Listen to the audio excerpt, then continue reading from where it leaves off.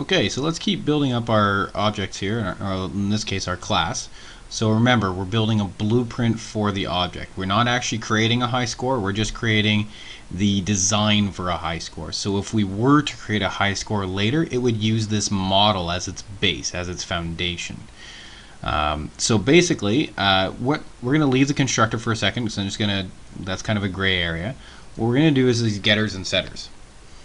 Getters and setters are named like this because they're built to get and set private data.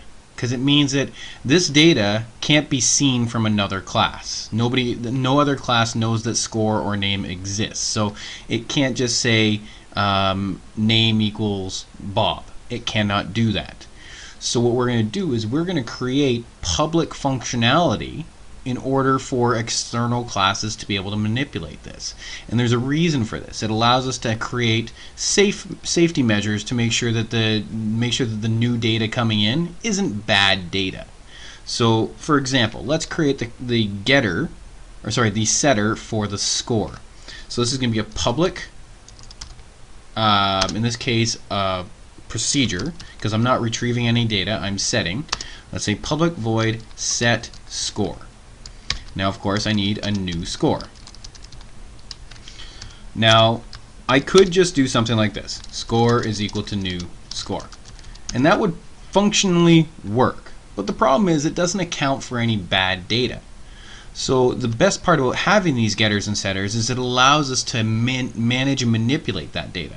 So first thing I could do, I could say if score is less than 0, if new score. If new score is less than 0, so if for some reason we got a negative value, then we could say, well, let's set new score automatically to 0. So that means no score less than 0 will ever be applied. We cannot. So this gives us the functionality to make sure that whatever data is coming in is safe. You don't want a negative score in your game unless that's the premise of your game. But in this case, that's it. So we've built the setter for score. We can also do the same thing for name. Now, the thing is, in some objects and classes that you build, you may not want to create getters and setters for every one of your pieces of data. Sometimes you just want that data to be private because it's only used inside of the class for some reason. Maybe you're using it for like a part of a calculation or something like that. In that case, you wouldn't have getters and setters for that data. You would just leave it alone because it's only used internally. So that's an internal piece of data. So no getters and setters. But because I want the other classes to have access to this data, I need to create those getters and setters. So now I'm going to create the getter for that score. Public. Now I'm getting the score, which is an integer, so public int get score. Now these are always the easy ones. No parameters, and all we have to do is return score. And we're done. Now for name, there's no real bad name for anything like this, so I'm literally going to copy and paste this because I'm lazy, but more to save time, I swear. And we're going to rename this to set name, and we have to change this to a string new name. Now I don't need any of this. I don't know whether I actually saved any time by doing this or not, but whatever. Name is equal to new name. And now we need to do the same thing for get name, and this is returning a string, not an integer. Watch those copy and paste errors, guys. And we're going to return name. So now we have all of our getters and setters done. We have our functionality done. The only piece of the 4 pieces left is this magical little constructor. Now I want you to envision something for a second. I'm going to create an analogy for you. Now we're going to keep the idea of this blueprint going on. Now imagine that there's a new community being built, a little subdivision being built in your hometown, wherever that is.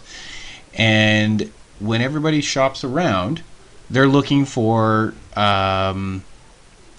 an idea of what they're going to be building. So usually when you go to these places, there's a model home, and that model home represents a single instance of the basic blueprint that all of those houses in that subdivision are going to have. That's why when you drive into subdivisions, every house looks like almost like a cookie cutter version of the same house, with certain little customizations here or there, maybe different colored shutters, maybe a paved driveway versus a gravel driveway.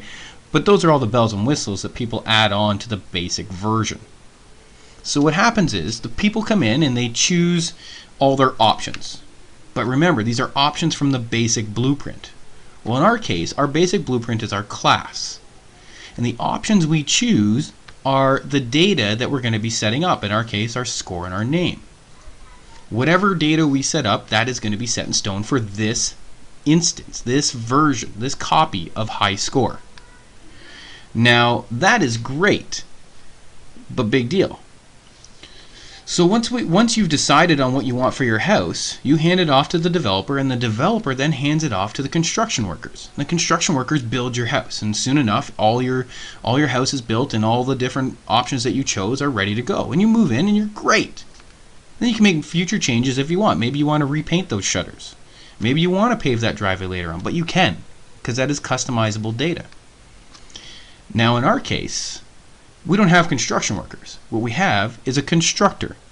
We are going to say, this is the data we want, go build it. Basically what that means is set up all the data and give me a copy of this class. So that is what a constructor is. It's the construction worker to build one instance of the class. So this is how we do this. We say public, because it has to be public, we have to have access to it.